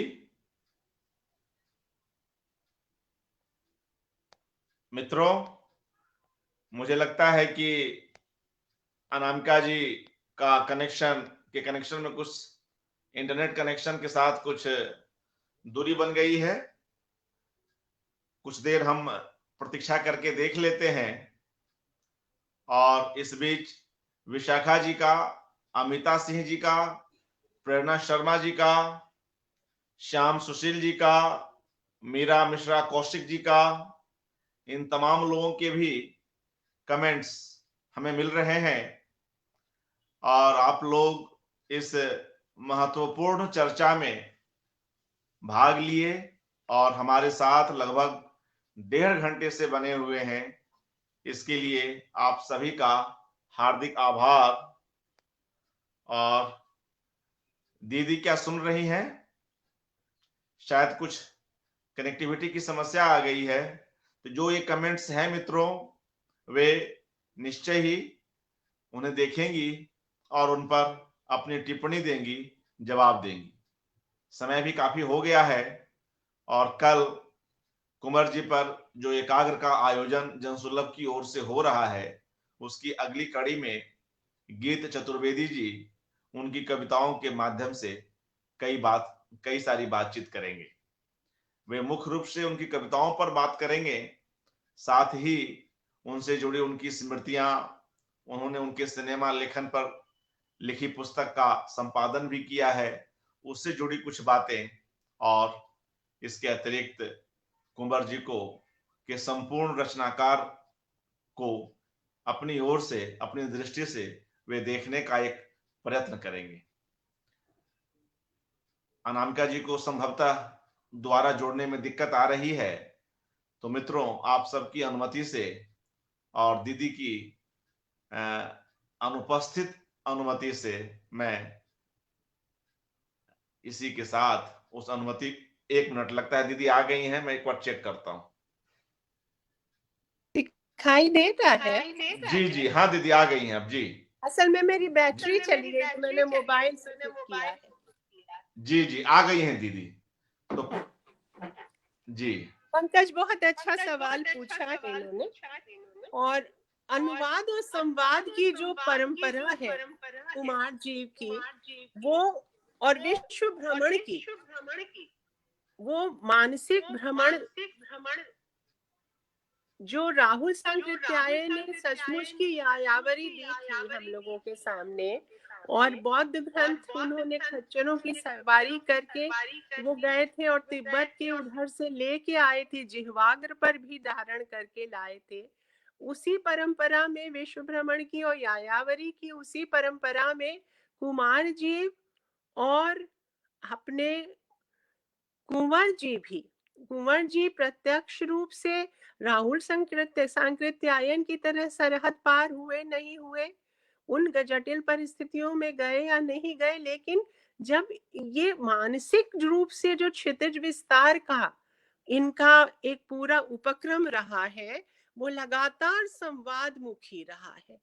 और वो लगातार ही हर तरह की कविता से, ये जो मेरे हाथ में ये है न सीमाएं न दूरियां, उसमें विश्व कविता से अनुवाद अगर आप पढ़ेंगे तो लगातार आपको यही लगेगा कि उन्होंने लगातार कुमार जी की तरह के बारे में जैसे कहते हैं कि हमेशा वो चीनी अनुवादकों के साथ समूह में बैठते थे और उसके बाद उनसे अनुवाद पढ़ के साथ साथ करके संवाद करते हुए अनुवाद करना, ये जो कोलैबोरेटिव यत्न होता है,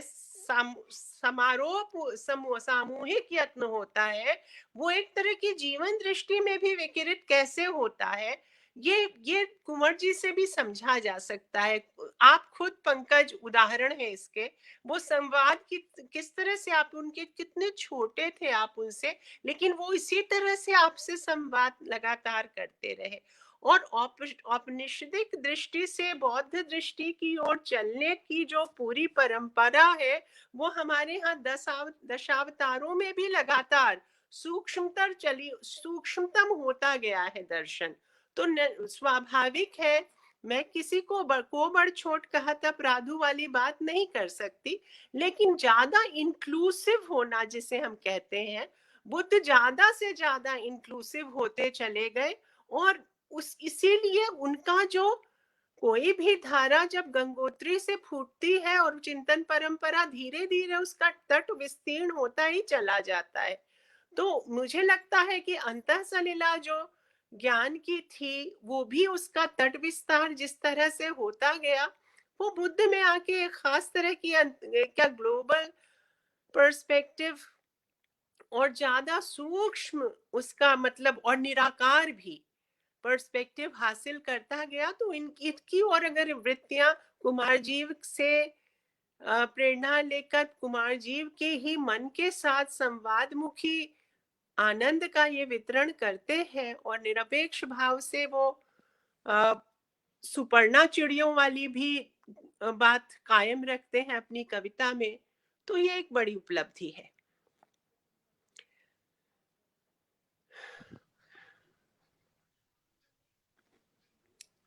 जी दीदी, हम अपनी ओर से माफी चाहेंगे कि आपको असुविधा हुई, लेकिन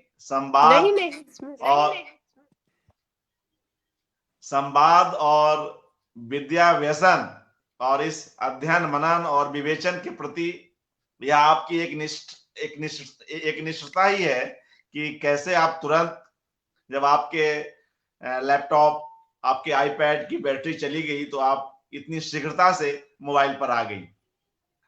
तो हम समझ सकते हैं और हमारे दर्शक भी इसको जानते हैं।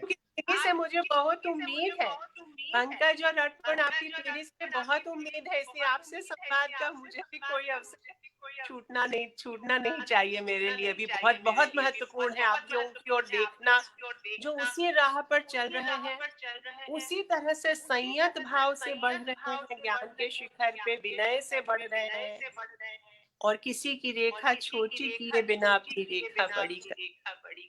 ये कुंवर जी की परंपरा है, तो इसी तरह सब रखिए। इस बीच दीदी गीताश्री जी आ गई हैं। गीताश्री जी उसको आपको मेरा प्यार नमस्कार कह रही कहना। हैं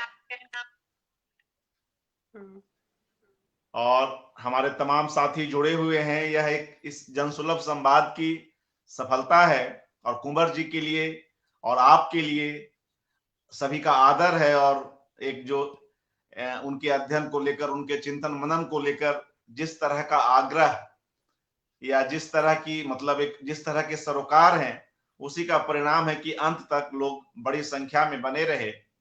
और मुझे लगता है कि अब इसी के साथ हम लोग इस बातचीत को यहाँ समाप्त कर सकते हैं। अगर दीदी कुछ आप और कहना चाहें, कोई ऐसा पक्ष जो बस हम आपको याद लोग आ रहा हो। छोटे उन्हीं की परंपरा में इसी तरह बढ़ते रहिए और मैं भी आपके पीछे पीछे चलती रहूं, यही बहुत अच्छा। नहीं दीदी, आप हमारे लिए मशाल हैं और हमेशा रहेंगी। और हम सभी लोग आपके दिखाए पथ पर और उस मशाल की उस रोशनी में कुछ थोड़ा बहुत कर सकें, यही हमारे लिए बड़ी बात होगी। तो मित्रों, इस तरह से हम जो है अपने संवाद की अंतिम अवस्थिति की ओर आ पहुंचे हैं और काफी समय भी हो गया है। तो पुनः दीदी का और आप सभी मित्रों का हार्दिक आभार कि इस जनसुलभ संवाद में कुंवर जी पर केंद्रित एकाग्र में इस बातचीत के लिए शामिल हो सके। शुक्रिया अर्पण आप आपको सभी भी बहुत मित्रों का। बहुत धन्यवाद। जी नमस्कार जी। दीदी जी, आभार।